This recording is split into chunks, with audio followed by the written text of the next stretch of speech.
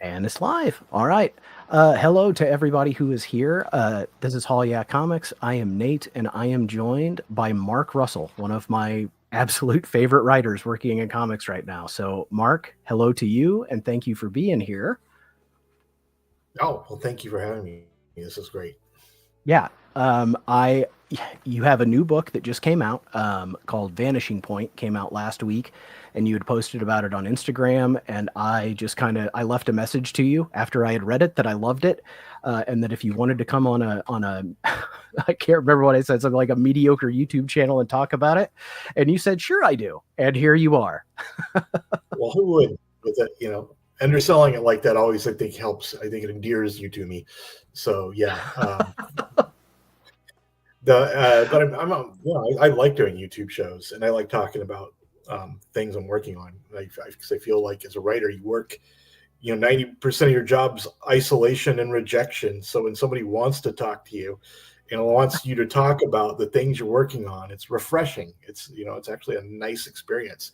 It's part of the writing that actually keeps you going. It makes you feel like, oh, people are paying attention. People do care about this. So I'm happy to be here. Awesome. Well, that's we'll jump in here in a minute. I do have a few people who have already arrived, and I want to say hello to them. So Kay Munin, thank you for being here. He was first, and Robbie was not far behind. Uncanny Derek, he sent me a list of questions, and I'll try to get to as many of those as I can. That's He a is great another. name, by the way. I hope Uncanny Derek is the lead singer of a punk band. That's a great Uh, sort of he is a punk musician. rock name. There He you is go. a musician. Eric from SideQuest, thank you for being here, my friend. Chris Parker as well. There is Michael, just Michael. Eric from Nine Panel Grid, who I know you've spoken with before, Mark. He did Yeah, an interview I've with spoken to you. Eric. Hi, Dope Eric. from Dope Comics. JSS Brooklyn, thank you. Thank you for being here. Uh, oh, it's my internet friend Hagen from Lettuce Comics. This right here is my real life friend Eric, and he is really the reason you and I are speaking today. He is the person who told me to read the Flintstones, and that set me down the Well, thank path you, of Eric. pretty much reading everything. You're not So, Eric, thank you're you. not getting a commission, but I I didn't hear thank that. I'm you. sorry. I didn't hear what you said there, Mark. I'm sorry. It cut out. Oh, I said you're not getting. I was talking to Eric. You said you're not getting commission, but I thank you for selling the Flintstones. Yes. Stevie D, Chonko, Bridazzle, and a fellow Portlander for you, Mark. That is my friend Chubbs. And his wife Cecily. So all of you guys in the chat, thank you for being here. Mark, before we get started, like talking about writing and books and things, I did have a couple of people and myself. I'd like to know like a little bit about you. So if when you work a job, you try to escape the job. So how do you enjoy wasting your time when you're not writing? Yeah, no, writing is really an excellent platform for procrastination. It's like I can tell like how much trouble I'm having writing an issue based upon how clean my house is, because I will just start doing things. But I tell myself that it's okay because I'll sit there and check my social media like 5 or 6 times before I start writing, because what I'm doing is actually just sort of ruminating. I'm trying to like solve a problem or think about how to begin the next page. So I try not to look at it as like wasting time. I try to look at it as like giving my brain the space it needs to sort of solve, to unravel the problem that I'm working on in the story. And I find also it helps to not really, I don't want to do the writer room thing where I'm like writing ideas down on the whiteboard and like drawing arrows and stuff. I find it's best to take a shower or go for a walk and think about something completely different.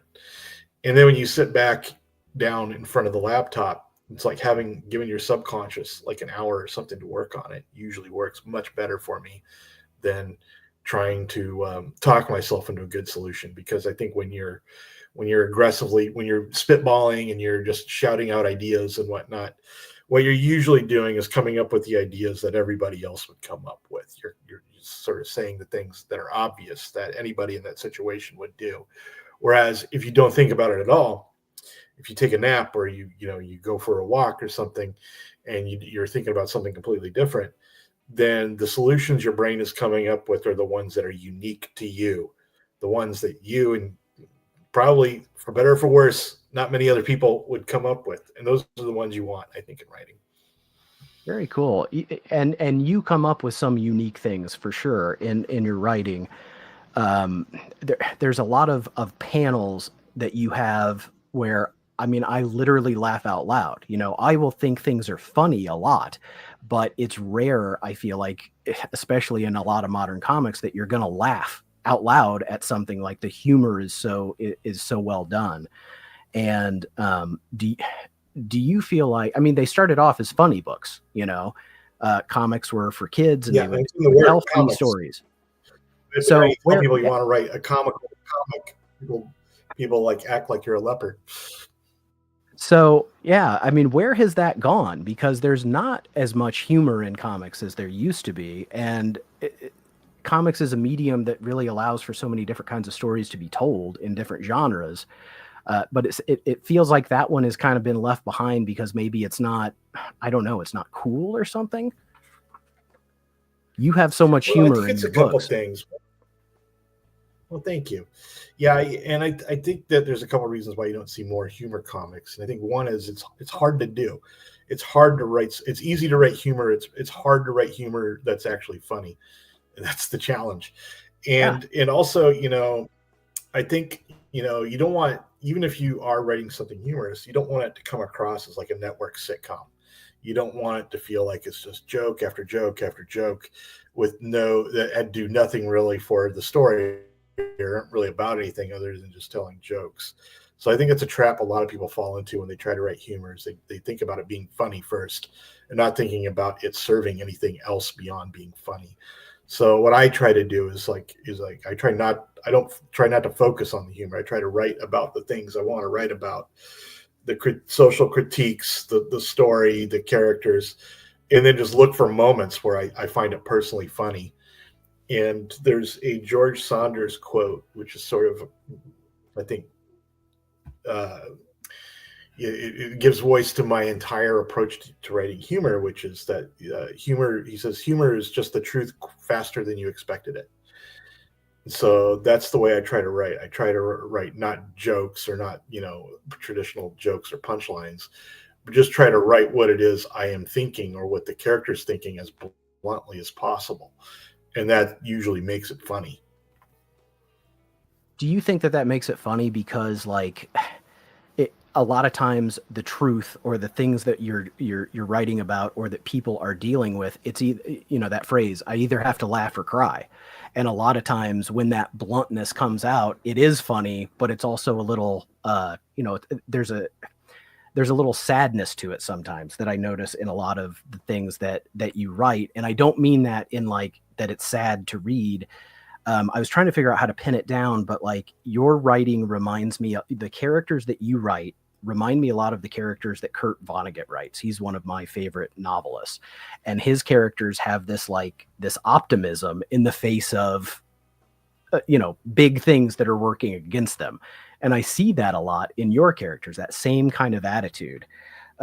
In especially if in Snagglepuss, sorry, in the front of Snagglepuss, there is a piece where he's talking to Augie on the bench, and this line that he says where he says tell the truth to the world, don't lie to yourself, write whatever you want, just don't imagine that you're changing anything. And then the other character says, well, then what's the point? And his answer is, in life, you don't fight the battles because you expect to win. You fight because they need to be fought. And I feel like that's in, you know, that's definitely throughout this. This was wonderful.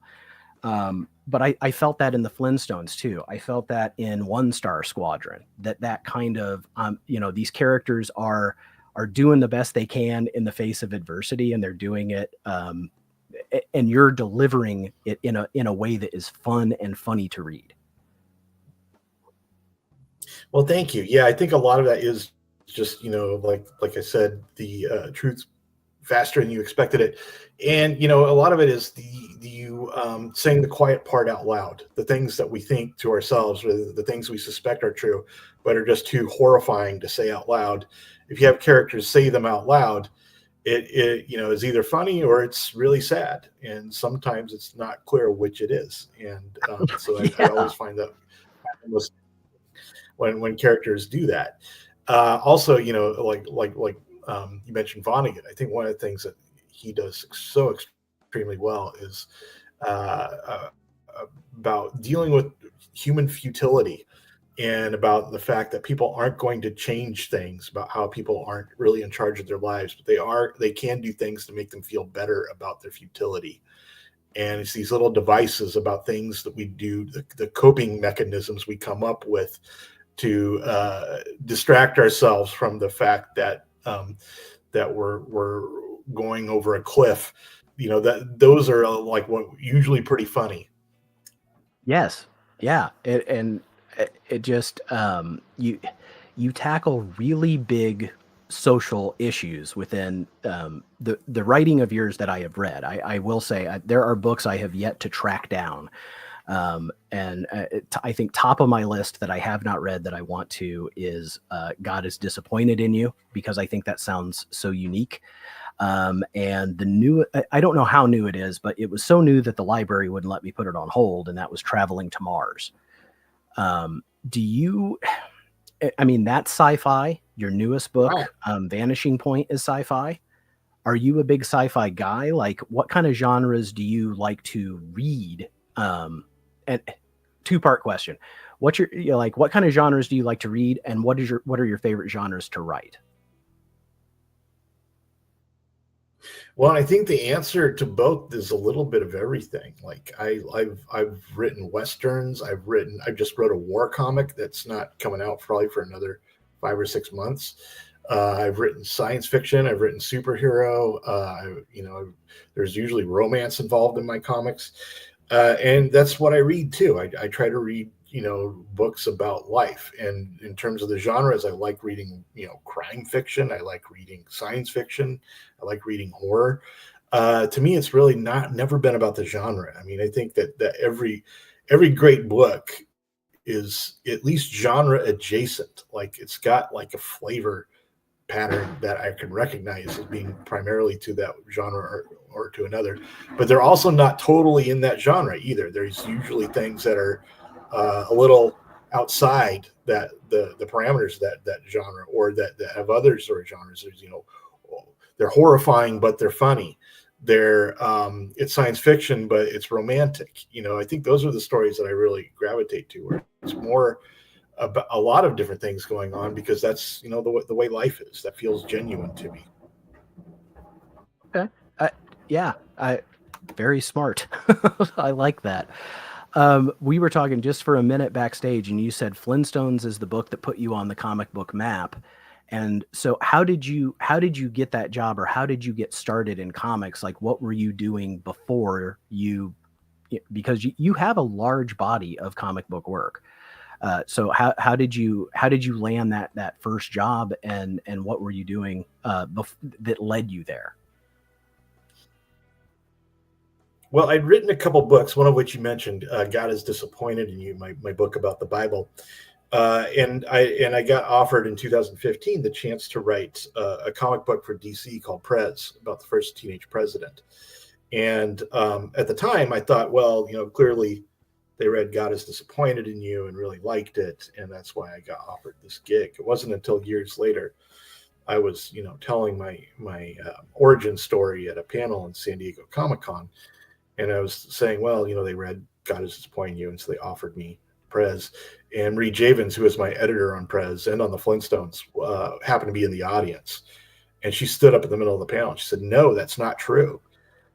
So I invited her up to the table to tell everybody how I actually got into comics, and she said it had nothing to do with your books.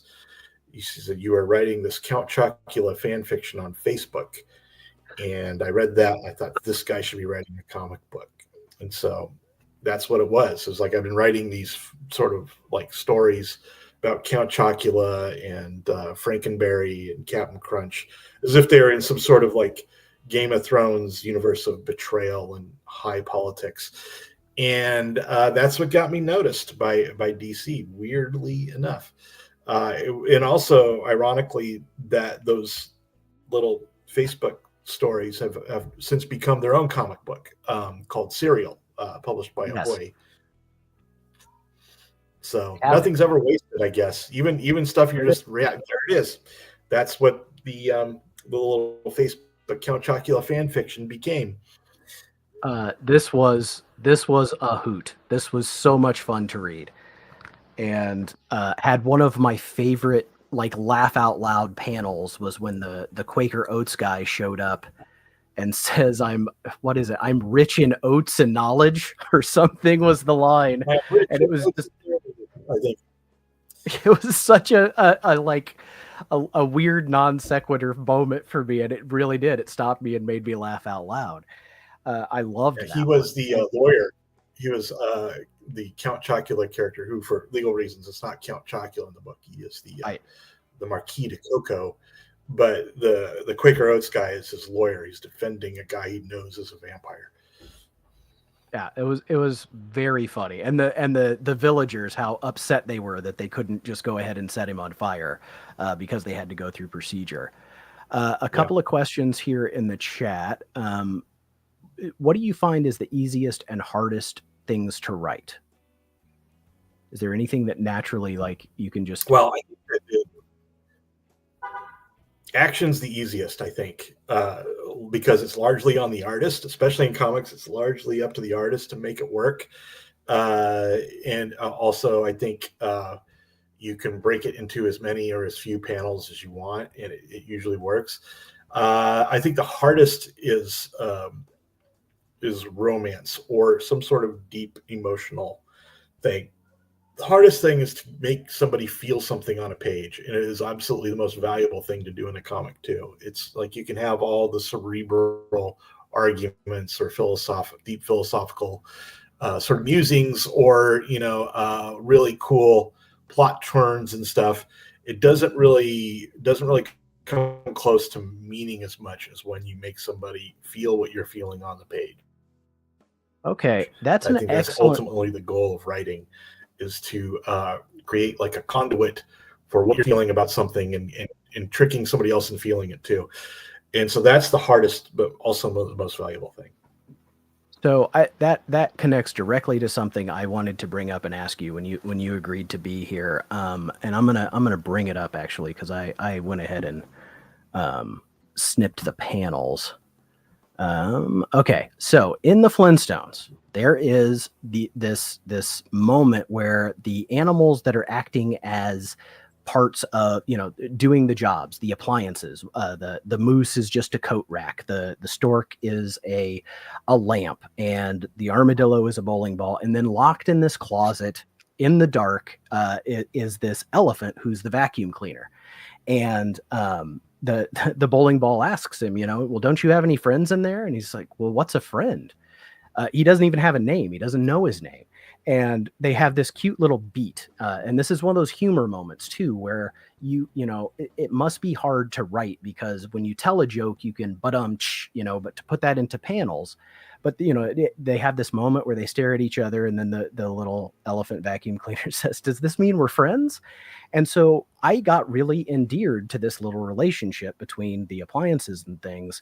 And when the bowling ball is telling the story of what his life is like, that Fred takes him to the bowling alley and throws him down the thing, and his life is just, it's terrible. He doesn't even understand what his purpose is.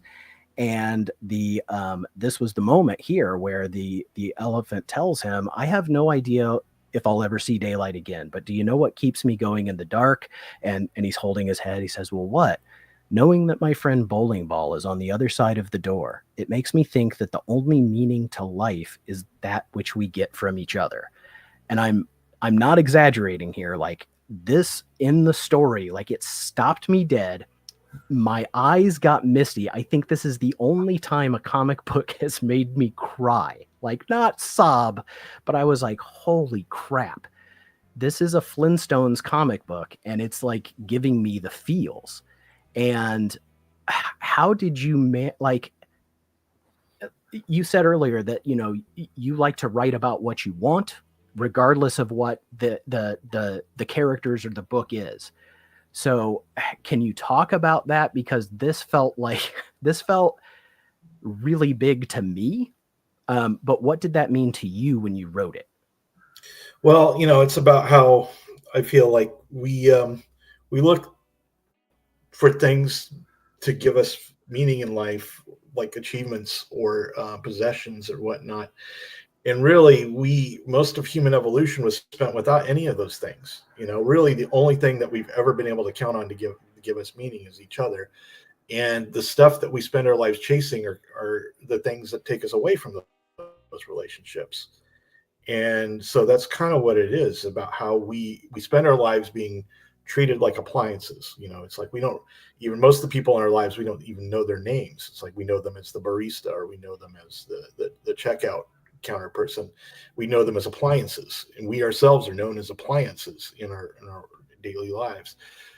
And it's nice. I like getting coffee at Starbucks. I like buying stuff at the grocery store, but the only thing that really has meaning is knowing each other's names, is knowing each other as beyond our roles. The great cardinal sin of civilization is that it gave us these economic functions to replace our humanity. And I feel like the only sort of antidote we have to that is breaking through those roles to talk to the vacuum cleaner on the other side of the closet door. And it's not something we do very often in life because it's hard and it makes us vulnerable. But it's the only thing that ultimately makes us feel like our existence wasn't a mistake. Okay. It was beautifully written, and it was like, a little B story that was happening, but I absolutely adored it. And this is one, like, my wife will read comics if they're really good. And so I know that I can only pass her the things that are just, and I passed her the Flintstones, and she devoured it in a couple of nights because we had both trades. And I just, like, that's how I also know, like, I was right, that it was, if my wife agrees with me that it was a good story. And that one was just, it was. So from there, I started chasing a lot of your stuff because I just thought that that was so well done. And I didn't realize that Prez was first. Was Prez supposed to be ended where it was? Did you have more ideas for that? Yeah, it was supposed to go for 12 issues. I planned the story for a 12-issue arc because that's what I was told I was approved for, not realizing, because it was my first comic, that you could get the comic could be canceled in the middle of the run. Because I never happened to me when I was writing a book before. They let me finish the whole book before they decided it sucked. But yeah, Press got canceled after 6 issues, which was really only half the story. So it ended in kind of an abrupt. I tried to end it so it felt like it had a landing spot, but it wasn't the landing spot I had intended. And then over the years, as Prez sort of went away, and a lot of the ideas I had for the second half of Prez just got sort of co-opted by other projects. A lot of those ideas show up in Billionaire Island, the comic I did with Ahoy about the fake island that billionaires build in the Gulf of Mexico to escape the end of the world. And that is another one I have yet to read, but it is actually on my list of ones I'm trying to track down. I saw another question up here I wanted to get to. Oh, K Munin asks, what is your dream franchise to write for? And that's actually one of the questions I had too. Is there something a character or something you haven't been able to write that you've got something cooking, or that you just, even if you don't have an idea, you think I could write that? There's a couple. The one I would really like to write something in the Donald Duck universe, like with the whole Duck family tree, especially Scrooge McDuck. But just doing sort of like like my version of our town, but using the Duckville That'd be awesome. sort of people. I think would be really cool. And also, I've pitched some comics. I wanted one of them was going to be about because he's accused of like helping the empire, and it's like him like sort of in prison like writing his memoirs and like going over his life and his defense about why he was a victim of circumstance and why he did not knowingly help the empire, but he sees now how his actions, his gullibility is his ultimate crime because it allowed the empire to take advantage of the fact that he treated bad faith actors with goodwill. And I would that would be really cool to write. We'll see. Very cool. I mean, I would read both of those, especially the duck stuff. You know, there are so many great duck stories, and I think I would love to see you play in that sandbox. Another question that was asked, you know, your into comics was I think everybody's start can kind of be unique, but if somebody was trying to break into art or coloring, they can make a portfolio and they can, you know, go knock on doors. What would you suggest to somebody who's trying to be a writer, how they could, you know, get noticed, get their foot in the door? Well, like I mentioned, like I was actually not noticed the way I thought I was. I was noticed from stuff I was posting on Facebook, not from the books I was actually getting published. So I think that this is sort of my advice is like treat everything like a lottery ticket. You never know which one is going to be the winner. You never know which one's going to scratch off and get you discovered. So put it out in a lot of put it, get yourself a lot of lottery tickets. Publish things in whatever way you can, even if it's just online, even if it's just on social media, even if you're self-publishing like a webtoon or whatever, just publish it. And I think that publishing it, even if you do it on your own, it not only it gives you the opportunity to be discovered by someone else, but it also hones your craft because I found that when I was publishing things on my own, it gave me like a false deadline. So it would keep me working because if I wasn't planning on publishing it until like Random House or somebody gave me a contract, then I might just let it sit in a drawer for years without touching it, or I might work on it very slowly.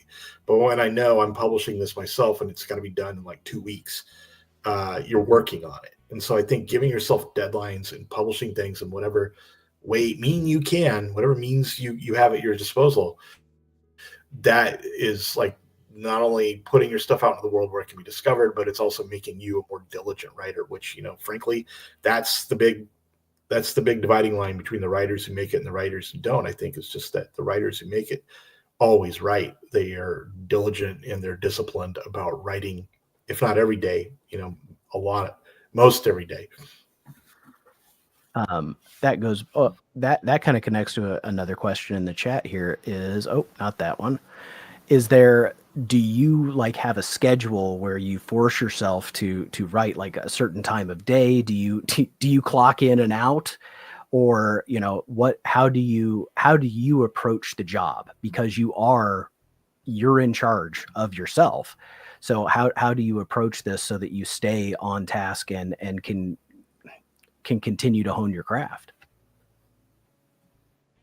Yeah, that's a good question. I do this for a living now, so it's like I don't have to do it on my spare time like I used to when I had a day job. So it'd be very easy to let yourself just sort of like loaf or waste days away and not actually do the work. But I find that what works for me is like working around the the schedule of my brain chemistry. So it's like I know that I'm not going to be very good when I first wake up. I know I'm going to be groggy and not really in a good mood and not really very creative. So that's the time of day I write emails or respond to editors and stuff. And then when I'm feeling better, around 9 o'clock, 10 o'clock, when I've woken up and had you know I've had some coffee and stuff, then I do the creative writing.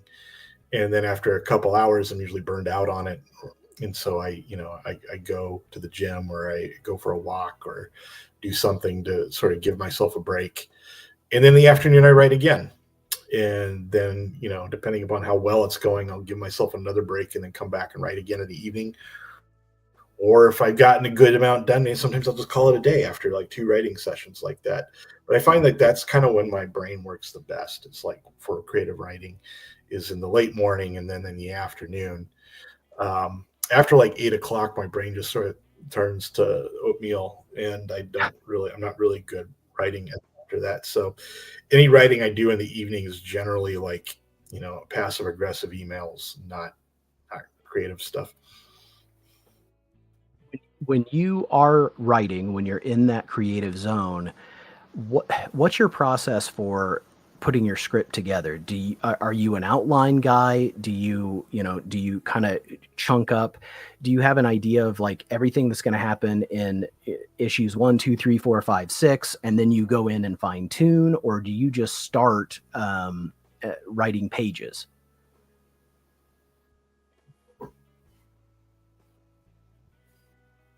It's kind of a combination of both. I mean, I almost always have an outline for a series when I start a series. And so when I start writing an individual issue, I'll take what I had imagined going into issue, which is usually like 2 or 3 paragraphs that I'd written about what's going to happen in that issue, and I'll start writing it. I'm not a stickler about it. I don't want to like force myself to stick to the blueprint, because what I'm going to come up with while I'm actually writing is probably going to be better than what I had planned to write, 5 months ago. Um, it's like if you're an officer in like a battle, it's like you can look at a map and plan the battle. It's like, okay, and you cross the bridge here and you attack there, and I need you to be there by 0600 hours or whatever. But the realities on the battlefield could be that the bridge has been blown up, or that it's like you're not, if you go across the bridge, you're going to be in broad daylight and you're going to get shot. So you have to sort of improvise on the battlefield. And I feel like writing is kind of like that too, where it's like you have to allow yourself, if you're going to survive, you got to allow yourself to sort of improvise as you're writing and not force yourself to stick to the blueprint that you created before when this was just an idea. It's a very different writing a reality than writing an idea. That was another question that I think it was Derek that had asked, and I kind of thought the same thing. When you're writing a script and you are putting panels together, how much direction are you giving the artist for what you want them to draw? And when you get the pages back, are you giving them specific direction for what you want to see? And then when you get pages, like what's your reaction versus what you saw in your head as you were typing for the page versus what actually got drawn? Yeah, it's always different. And I think that's usually a good thing, because it's no fun for the artist if you're not allowing them to be creative too, if you're not letting them play your game. And also, they're paid to think visually. They're paid to like make a page pop, and so their imagination or their idea is usually works better visually than what I told them to draw. So usually I try to like give as little. I mean, I break my scripts down panel by panel, but I try to like not include visual information in the notes unless it's absolutely necessary to the panel, to the scene, because I try not to overload it with background details and stuff, because I figure, well, that's their job. They're going to come up with their ideas as they're drawing this, and also be open to the idea that they're going to reject your panel breakdown. And in fact, I usually have this understanding with artists where it's like, well, I broke this page down to 5 or 6 panels, but if you can do this in 3, or you can turn this into a splash page and you want to throw all the extra panels onto the next page or whatever, you do what you see best. You do what makes sense to you as the artist. So I think that's the way I think it's a collaboration, and you're the one who's in charge of the story, and they're the one who's sort of in charge of the movie, of making it. They're the director of this movie that the comic book becomes.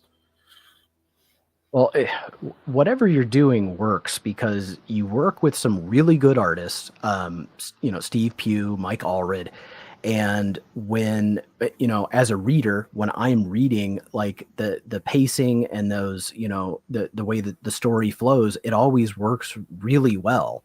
And so that collaboration and that freedom that you're giving them to do their part is really working.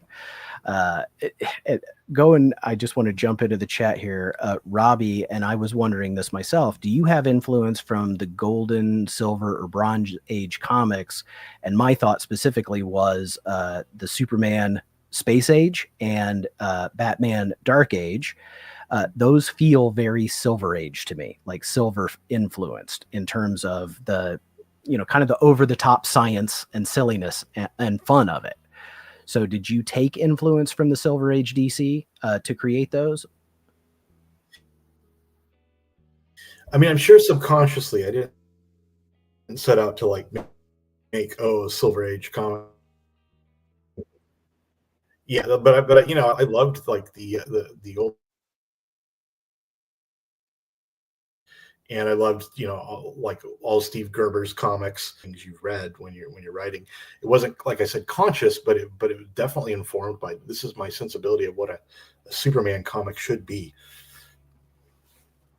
It was Superman Space Age was one of my favorites. I really was just blown away by that one. Someone It was a else. dream Okay, here. project. Oh, go ahead. Oh no, go ahead. Go ahead. I want to hear about the Dream Project.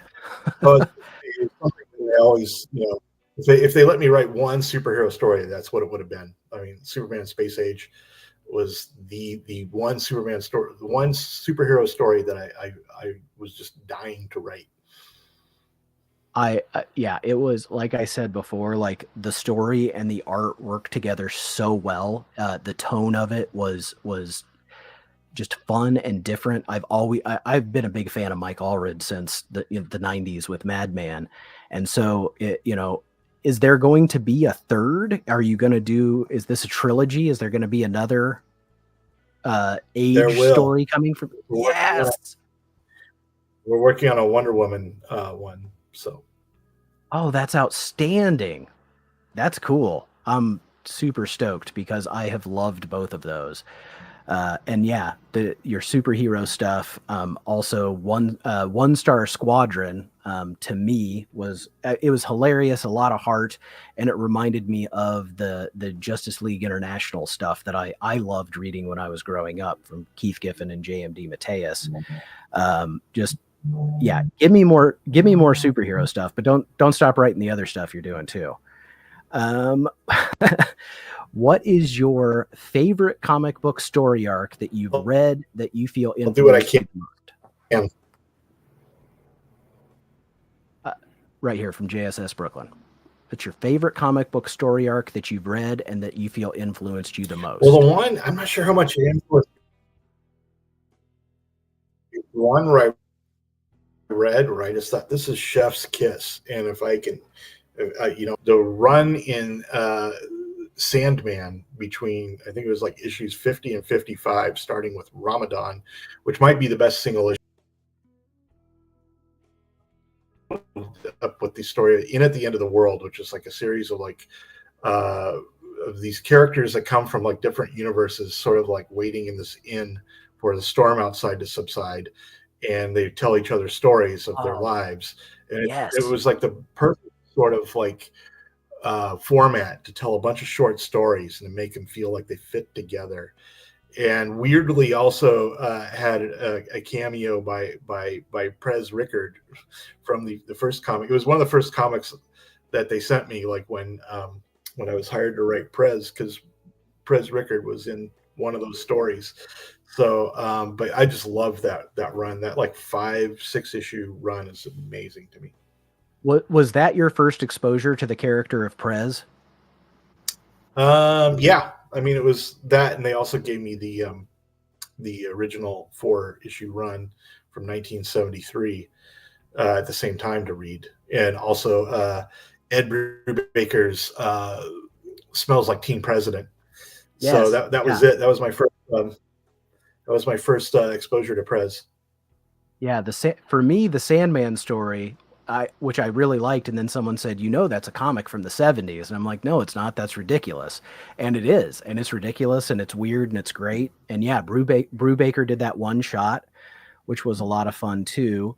somebody up And here. also another connection is Mike Allred did the art for that Prez story in the Neil Gaiman In at the End of the World You're thing. right. So we ended up having all these weird sort of convergences in my life. Yeah, I forgot he did do the art for that. Yeah, that was a that whole arc where they're waiting for the reality storm and everyone's just telling stories was so much fun. Um, let's see. Here you go.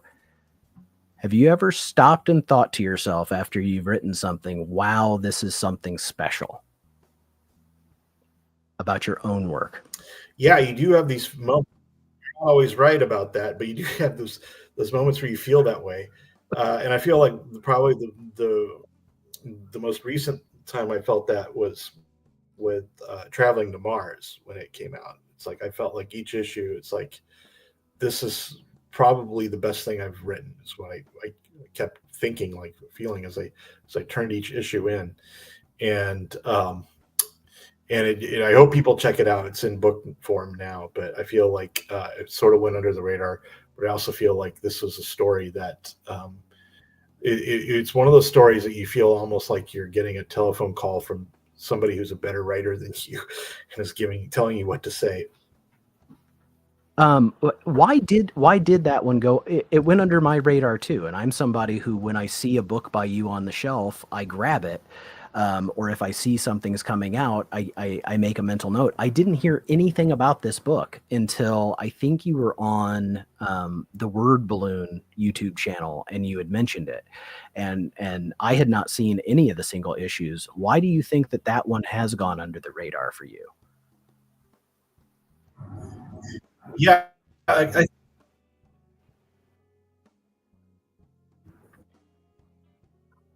think we're having connection issues.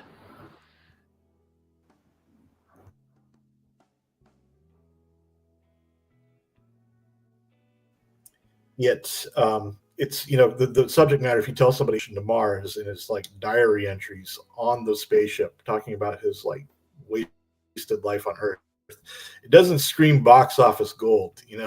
It's not the sort of thing people are like, well, I've got to read that.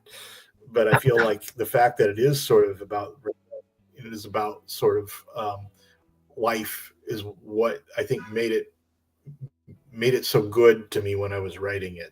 The fact that it wasn't, about like space battles and stuff. Lettuce Comics asks, "What is your favorite line you've ever written?"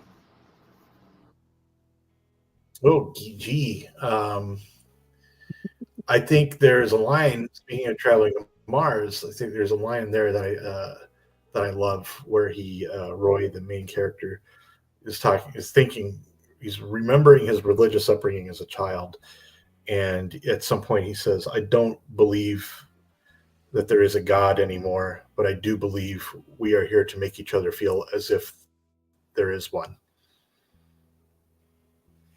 Very cool.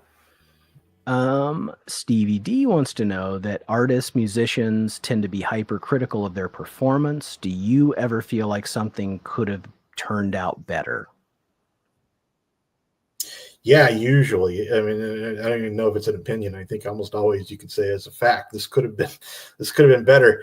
Uh, but at some point, the only thing it really has to be is done.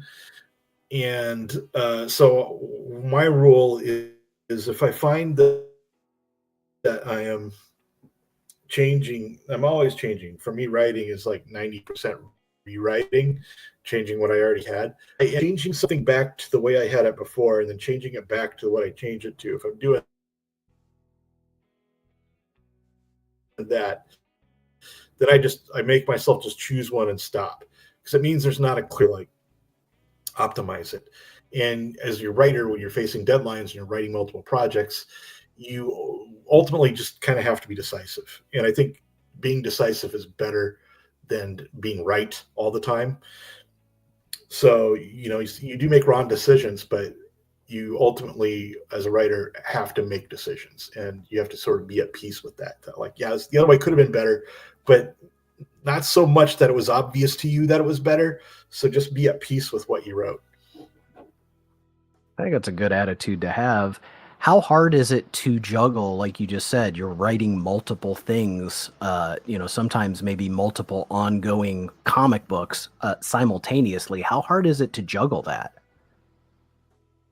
I think it kind of helps. It helps to be writing multiple projects because you get burned out on something, or you feel like you're in a corner, and it sort of helps you deal with writer's block. It keeps you from getting writer's block because you can then just, well, I'll work on this other project for a little while, and again, like your subconscious takes over working on the one that you were sort of stuck on, and then by the time you get back to it, then all the things you felt like, oh, I don't know what I'm doing here, or I don't know how to answer this question. Usually, your brain has come up with a better solution than you would have. Yeah. I like a friend of mine here, Belazard. He says, I have an image of the ghost of writers past texting Mark on his phone with ideas. Like you said, you're channeling those ideas from somewhere else. What about Yeah. this is a good one. How you had said that you had something not coming out probably for 5 or 6 months. So how long does it take from the time that you finish a book until it gets published and put on shelves for us to buy? Yeah, it depends on the project because it depends on the artist and the speed with which they're working, and then also the publisher and their sort of release schedule. But generally, about a year. Generally, it's about a year between when I write something and it actually hits the shelves. If you're working for Marvel on something, it's usually quicker than that because they work on a much more accelerated timeline and they've always got stuff coming out. But generally, about a year. Okay. Wow. That actually is kind of surprising. But I guess you would Yeah, and you it's would kind of pass your strange, weird situation when it's like you see something on the shelf or you get your comps in the mail, and it's like you open it up and you forgot that you wrote this. There's pages that you had completely forgotten that you'd written because it's been so long, which is it, nice because then you get to like actually read it as a reader. that's what I was going to ask. Is it almost like you get to read this and say, "Wow, I did this." I don't is it kind of like seeing it for the first time again? It's a double-edged sword. Yeah, because you're not always happy with it, but yeah, it's nice to be able to sort of approach your own stuff as a reader. Someone earlier had asked about a specific writer, but like, are do you read slash collect comic books regularly? Like, are you reading the No, medium? I read a lot of comics. I don't really collect them. I don't have long boxes and stuff. I usually buy the trades because I read them for the stories. I'm not somebody who's been like doesn't have like an entire run of X-Men or whatnot. I just read individual books because that's what I've always read, comics or not. It's just like I like books, not necessarily um, runs. Okay. Um, let's see here. Who is there? Okay, you're a writer. If I see your book on the shelf, I grab it. Are there writers like that for you in comics? Are there guys who you think are just at the top of their game and you want to read anything that they put out? No, absolutely. I'll like I mentioned Ed Brubaker before. I'll Oh read yeah. any of his books. His books with Sean Phillips, the crime books. Those are day one purchases for me. ML Ferris, anything she puts out, like my favorite thing is Monsters books. Those are just solid gold, and among my very very favorite, not just comics but books. Yeah. And so Yeah. those are must haves. And Dan Clowes, who's probably my favorite writer, and one like it was probably like the writer I read the most when I got back into comics in like the late '90s. So all of his stuff I'm a Dan Clowes completist, and Adrian Tomina. I love his stuff too. Awesome. Noah Van Um, yeah, I think I gravitate more towards the indies and the sort of more personal, intimate story writers uh, than like superhero stuff.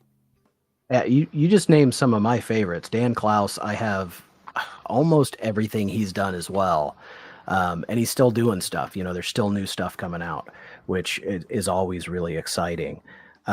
My friend Eric wants to know, and speaking of DC and superhero, I loved the Wonder Twins. It was just, it was again like, it was so much fun. These the Flintstones, Snagglepuss, Wonder Twins, things that I would, if somebody said you should read this, I'm like, I'm not into that. But you told stories that were so much fun with those characters. What was it like for you? What do you remember about writing the Wonder Twins? Well, I remember when Brian Michael Bendis asked me if I'd be interested in writing Wonder Twins for his Wonderline. He almost was apologetic about it. Like he thought, like, oh, I might be offended, or I might think this is beneath me, or that, I'd be like, Wonder Twins are garbage, But I actually was really excited to write Wonder Twins because I remembered them from the old Super Friends cartoons. And what I remembered about them was that they were the superheroes who were kind of allowed to make mistakes. That, and they were like younger. So I wanted to write a story about them being in high school that would be partly about people figuring out who they want to be in life, and then partly like if I could write a letter to myself at that age, or if I could tell myself what was important in life and what wasn't. That's what I wanted to put in the comics. So it was a kind of a labor of love for me, and I wanted to make them almost like two halves of the whole, where Jaina was sort of like crippled with self-doubt and sort of questioning, like more like how I was when I was that age, and Zan is like sort of overbrimming with confidence, but also the least toxic guy ever. Is a guy you don't mind being overbrimming with confidence, because he's like just a genuinely decent person. Yeah, it was a lot of fun, and the juxtaposition of their two personalities, and being twins who also have to work together for their powers to work, just a ton of fun. Going back to Flintstones and Snagglepuss, because those are like iconic characters from the 60s, um, people have expectations of what those characters are, and you told some very different stories than what people would remember from the cartoons. Was there ever any like, was there any pushback, or did anybody ask you to rein anything in that you wrote, because it was, Snagglepuss is a story about, somebody who's hiding their sexuality, and the House of Un-American Activities, and the Flintstones has so many things about, how society works through that lens. It's just not, it's not a traditional story with those characters. Was that well received when you pitched the ideas?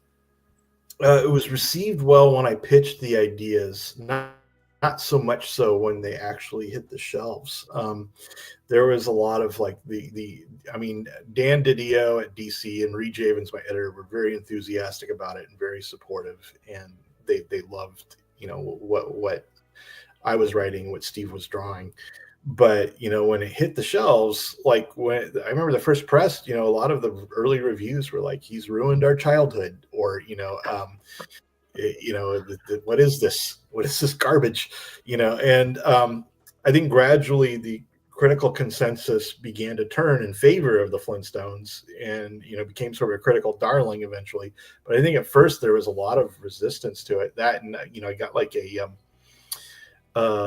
note from Hanna Barbera, with all these sorts of changes. It's like you cannot mention deities, and Fred has to say yabba dabba do once an issue, and there's this laundry list of things. And I went to Marie and I said, I don't know if I can work with this list. And she said, well, then just ignore it. Just write what you are going to write, and we'll deal with Hanna Barbera. And so I took that get out of jail free card and absolutely ran with it, and just so, well, I'm going to write what it.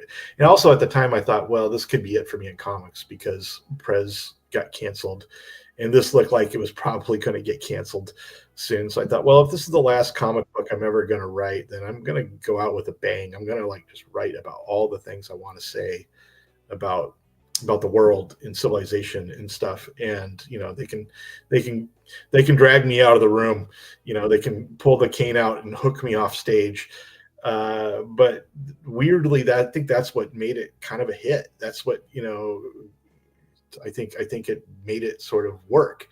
And I and I feel like I decided that was going to be my style. That was going to be what I did with everything I write.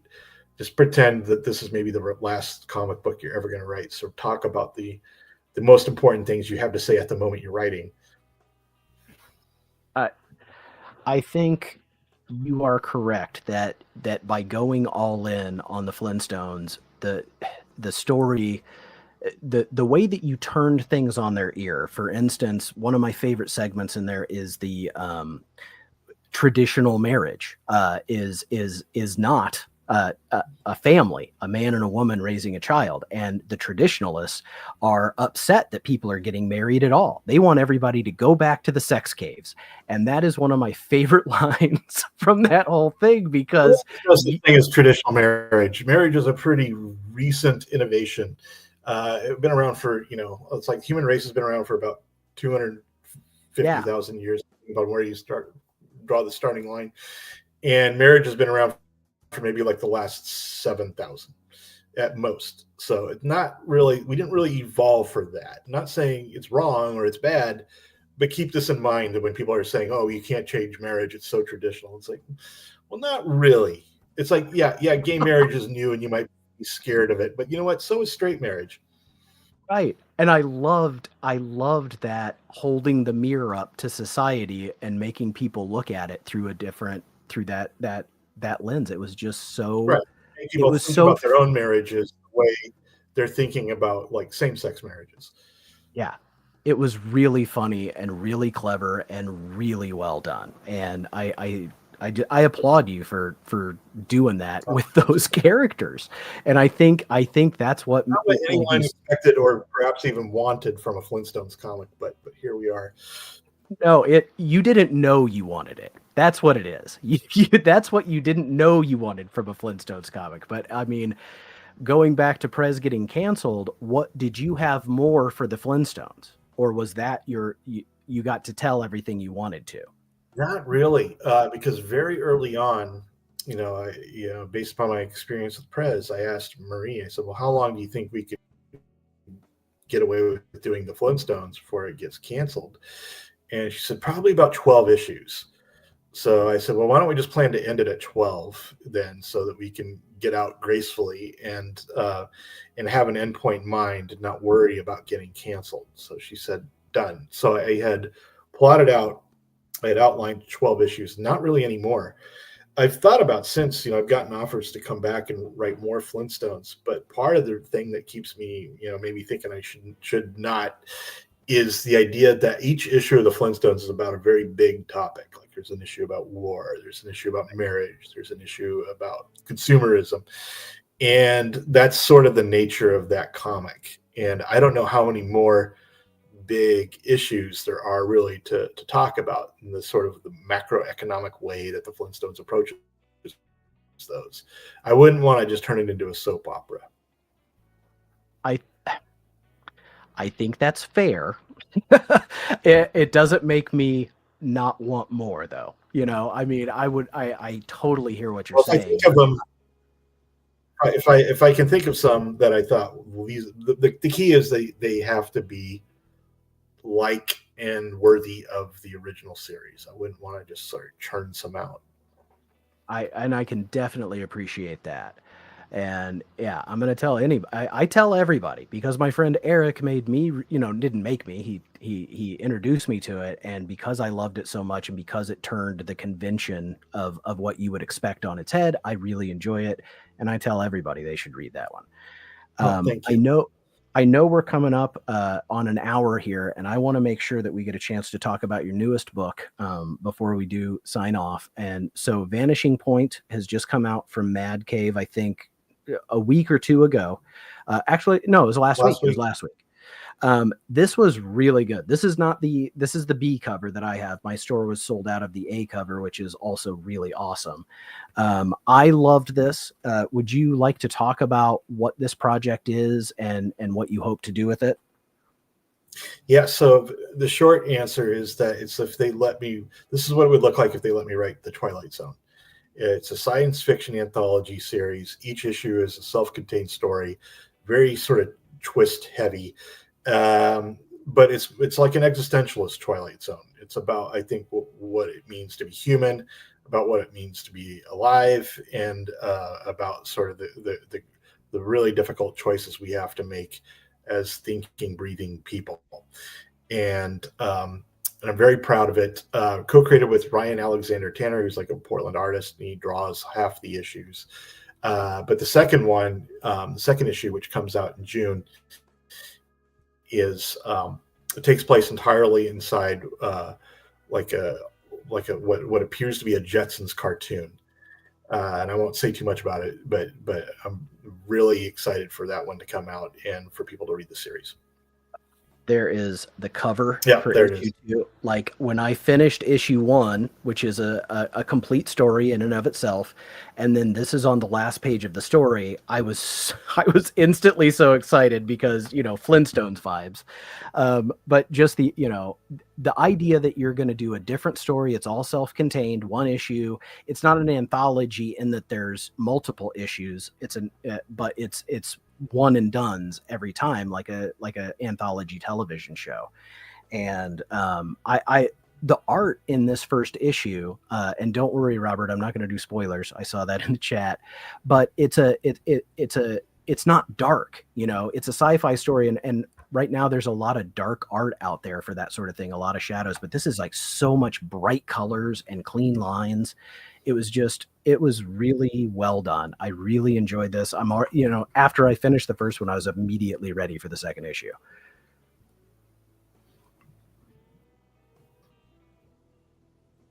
So, and yeah, Yeah, I think they all the ones I've seen have turned out incredibly well. Yeah, there's the link is up in the chat. So if anybody wants to look it up, JSS Brooklyn has posted the Mad Cave link. Yes, JSS is our moderator. He does a great job. Before we go, is there anything else you have coming up or coming out that you would like people to check out? I just want to reiterate that Traveling to Mars, my what I think is probably the best thing I've ever written, is out in book form now, both in hardcover and softcover. So please look it up or ask your local comic shop to order one for you if they do not already have one. All right. Well, again, I cannot tell you how much I appreciate you coming to talk with me, and I'm also really excited because there was a part of me that was like, you know what? I think it's not going to be the Mark Russell that shows up. It's just a Mark Russell that I found on Instagram. I'm one of So, many. Yeah. No, I am a Mark Russell. There's like a myriad of us out there. It's like the sort of name you give someone in the witness protection program. It's not a very striking name. So yeah, hopefully you got the one you wanted. I absolutely did. In the description of this video, I have a link to Mark's website where you can see all of the books that he has available. If you haven't read the Flintstones or Snagglepuss, I can't recommend those enough. I've got Traveling to Mars top of my list to go track down, because if you say that's the best one you've ever written, well, then I got to read it. If you'll just hang out for a minute, Mark, I'm going to go ahead and end the stream. But thank you to everybody in the chat. Thank you guys for being here. Thank you, Mark, and everybody. Go buy something that he wrote. The man is an amazing writer.